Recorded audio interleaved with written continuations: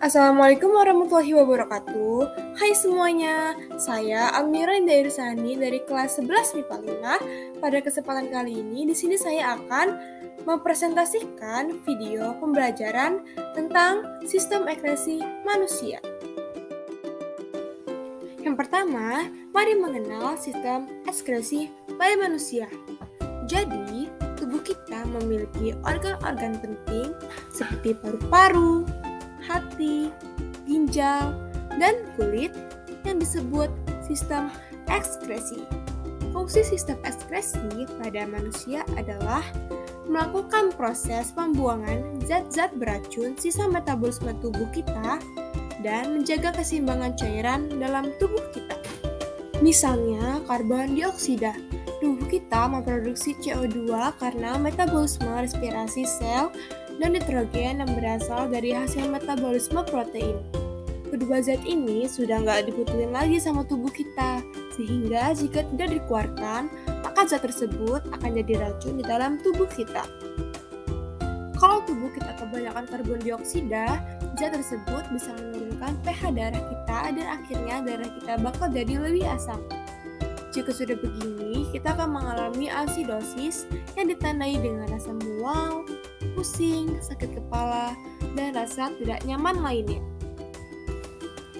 Makanya, sebelum zat-zat semacam karbon terbakar ini numpuk dan jadi racun di dalam tubuh kita, paru-paru sebagai ekskresi organ mengeluarkan zat beracun tersebut. Bentuknya bisa berupa gas atau cairan hasil sampah metabolisme tubuh.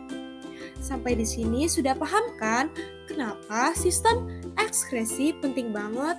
Nah, biar teman-teman makin paham, mari kita bahas organ-organ apa saja yang termasuk sistem ekskresi, apa saja fungsi sistem ekskresi pada manusia, dan gangguan apa saja yang terjadi pada sistem ekskresi pada manusia.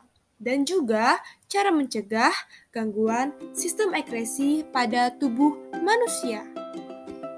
Yang pertama yaitu sistem ekskresi paru-paru. Paru-paru merupakan bagian dari sistem ekskresi manusia.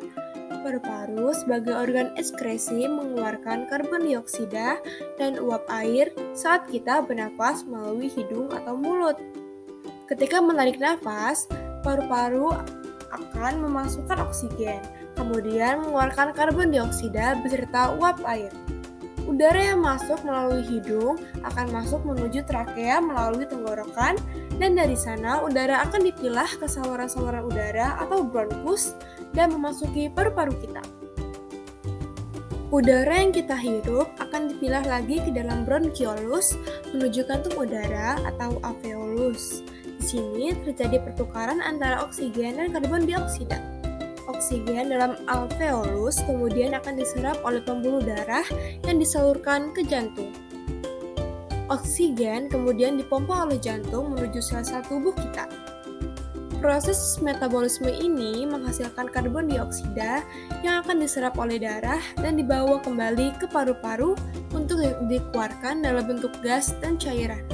Gas dan cairan itulah yang disebut CO2 dan H2O.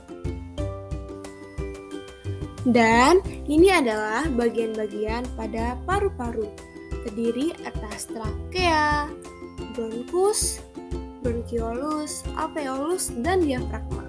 Untuk lebih jelas dengan struktur-strukturnya, silakan lihat di gambar yang telah disajikan. Selanjutnya, yang kedua yaitu sistem ekskresi hati. Hati merupakan sistem ekskresi yang menjadi pusat sortasi zat-zat yang ada di dalam tubuh kita. Zat yang akan disaring berasal dari sistem pencernaan.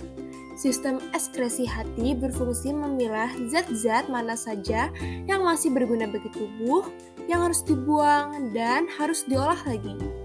Asam amino dibutuhkan untuk memperbaiki sel pada tubuh. Sistem ekskresi hati menjual nitrogen dari asam amino yang kemudian bergabung dengan zat lain. Nitrogen kemudian diubah menjadi NH3 bersama amonia yang diubah lagi menjadi urea. Zat urea ini kemudian masuk ke ginjal untuk kemudian dibuang bersama urin. Dan ini adalah bagian-bagian pada hati.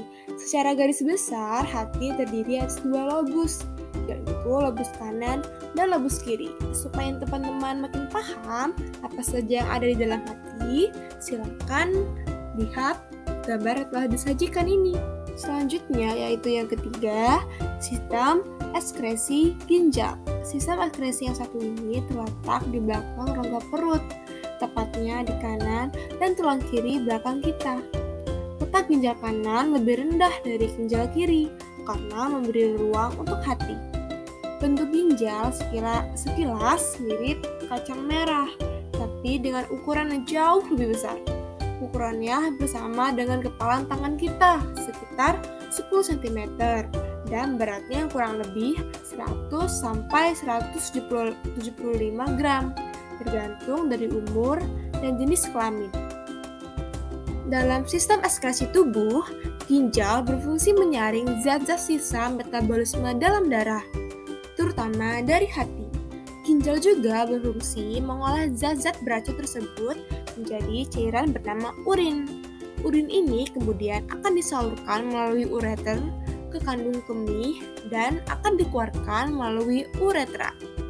Selain itu, ginjal juga berfungsi untuk membentuk gula darah yang melebihi kadar normal dan mengatur keseimbangan kadar garam, asam, dan basa dalam tubuh kita. Dan ini adalah bagian-bagian pada ginjal, terdiri atas medula, korteks, vena besar, arteri besar, ureter, dan pelvis. Dan di dalamnya terdiri atas kapsul Bowman, glomerulus, lengkung Henle, tabula proximal, tubulus distal, dan ductus pengumpul. Struktur nefron pada ginjal. Nefron adalah unit fungsional terkecil dari ginjal yang berfungsi untuk memfilter darah dan menghasilkan urin. Setiap ginjal memiliki sekitar 1 juta nefron yang terdiri dari beberapa struktur dengan fungsi yang berbeda-beda. Selanjutnya yaitu mekanisme pembentukan urin. Yang pertama, penyaringan darah atau filtrasi. Proses pembentukan urin dimulai dengan tahap filtrasi darah yang masuk ke ginjal melalui pembuluh darah. Tahapan penyaringan terjadi di badan Malpighi. Bagian nefron ginjal yang terdiri atas glomerulus dan kapsula Bowman. Glomerulus berfungsi menyaring zat sisa yang terlarut dalam darah dan membuang cairan serta elektrolit berlebihan dari tubuh. Zat-zat yang dapat melalui saringan glomerulus adalah zat-zat bermolekul kecil seperti air, garam, amonia, urea, ion anorganik, dan glukosa. Zat yang dapat melewati saringan glomerulus disebut sebagai filtrat glomerulus atau urin primer. Kandungan urin primer seperti glukosa dan ion anorganik masih diperlukan tubuh. Yang kedua, penyerapan kembali atau reabsorpsi. Urin primer lalu masuk tubulus proksimal untuk lanjut ke tahap reabsorpsi kandungan yang masih diperlukan tubuh. Proses penyerapan kembali dilakukan hingga mencapai lengkungan Henle. Hasil tahapan reabsorpsi disebut sebagai filtras tubulus atau urin sekunder. Kandungan urin sekunder adalah garam, urea, air, dan pigmen empedu yang akan memberi warna dan bau pada urin. Urin sekunder lalu masuk ke dalam tubulus contortus distal untuk menjalani penyerapan lagi zat-zat yang tidak digunakan dan kelebihan air. Di tahap ini terbentuk urin. Yang ketiga, pengumpulan atau augmentasi. Urin sekunder dari tubulus contortus distal akan turun ke saluran pengumpul atau tubulus collectivus. Dari saluran ini, urin memasuki pelvis renalis, lalu mengalir ke ureter dan kantung kemih. Nah, ketika kantung kemih penuh, orang akan merasakan keinginan untuk buang air kecil. Jika kantung kemih sudah penuh, maka urin harus dikeluarkan dari tubuh lewat saluran uretra. Yang keempat yaitu sistem ekskresi kulit. Kulit merupakan lapisan jaringan pelindung terluar yang terdapat di permukaan tubuh. Kulit berfungsi sebagai organ ekskresi karena mampu mengeluarkan zat-zat sisa berupa kelenjar keringat. Selain sebagai organ ekskresi, kulit juga berfungsi sebagai alat indera perasa dan peraba. Dan ini adalah mekanisme pengeluaran keringat. Pertama, proses pengeluaran keringat diatur oleh hipotalamus atau otak. Selanjutnya, hipotalamus dapat menghasilkan enzim bradikinin yang bekerja mempengaruhi kegiatan kelenjar keringat. Jika hipotalamus mendapatkan serangan, misalnya berupa perubahan suhu pada pembuluh darah, maka rangsangan tersebut diteruskan oleh saraf simpatik ke kelenjar keringat. Dan yang terakhir, selanjutnya, kelenjar keringat akan menyerap air, garam, dan sedikit urea dari kapiler darah dan kemudian mengirimnya ke permukaan kulit dalam bentuk keringat.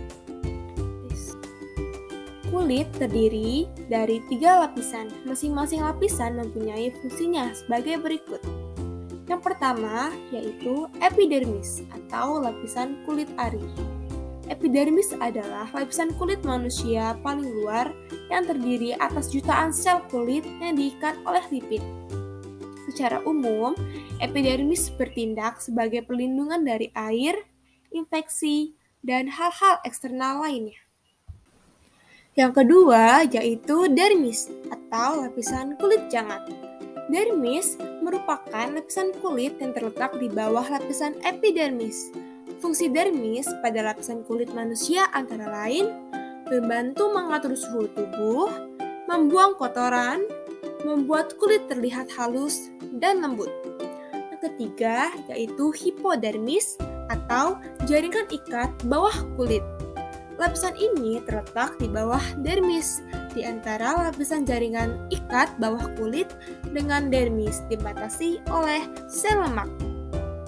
Lemak ini berfungsi untuk melindungi tubuh dari benturan, sebagai sumber energi, dan penahan suhu tubuh. Selanjutnya, ini adalah gangguan sistem ekskresi. Gangguan penyakit pada sistem ekskresi paru-paru antara lain asma, yaitu penyempitan saluran pernafasan. Yang kedua, kanker paru-paru. Ketiga, emfisema atau kerusakan alveolus. Dan yang ketiga yaitu TBC.